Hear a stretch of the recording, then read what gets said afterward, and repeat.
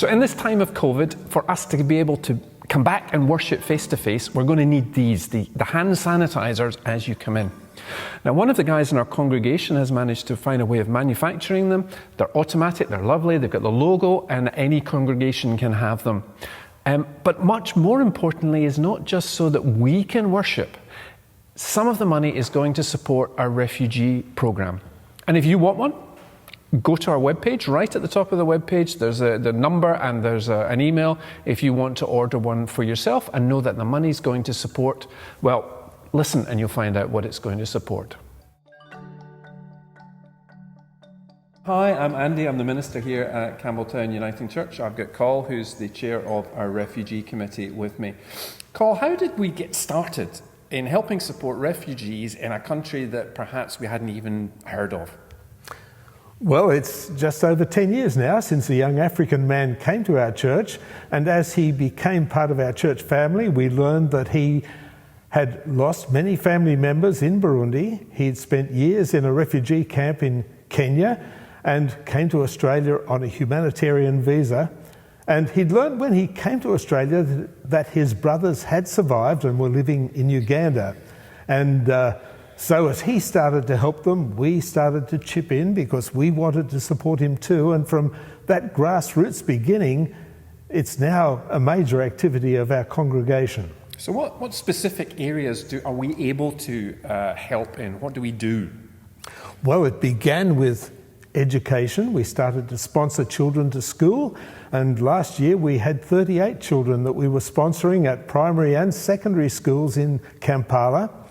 And then we realised that there was a need for medical care. It's very difficult for refugees who move to a country where they speak different languages to talk to a local doctor, but now they are able to see Burundian doctors, refugees like themselves, who can speak to them in their language. And their frustration, though, is that sometimes they have the ability to diagnose, but not the resources to treat, and that's a frustration and a stress for those doctors.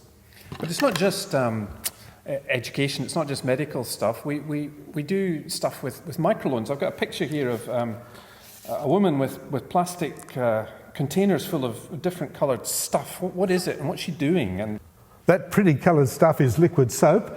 That's one of the activities, one of the small businesses that was enabled through the microloans that we have provided, and that's proving very successful.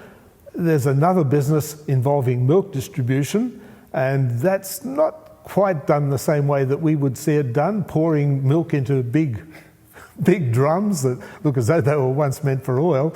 But that's proving very successful, and it's giving these people a future, an independence, and a sense of worth that they wouldn't otherwise have. But it's not just about giving money, is it? There's the relational aspect. You went and visited, and you were presented with this plaque for all the love, care and support, the kindness and all the good things you've done.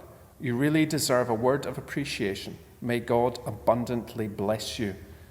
What's the importance of the relation part of our work? I think the fact that the man who presented that to me wrote just a few years ago, "All that is possible is all that can be. We know that you love us."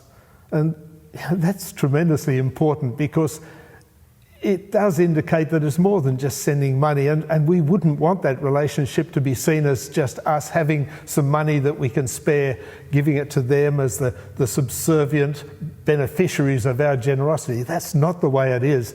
It really is a two-way relationship, and we value their love as they value ours, and it's become a very important relationship. Members of our congregation support individuals over there to pay their rent money and to buy food, and that becomes a two-way thing. They start to communicate directly. There is a great sense of love, but it's flowing in two ways. And of course, it's not only us doing all this. They are the people that actually are hands-on. They're the hands and feet of God, if you like to think of it that way.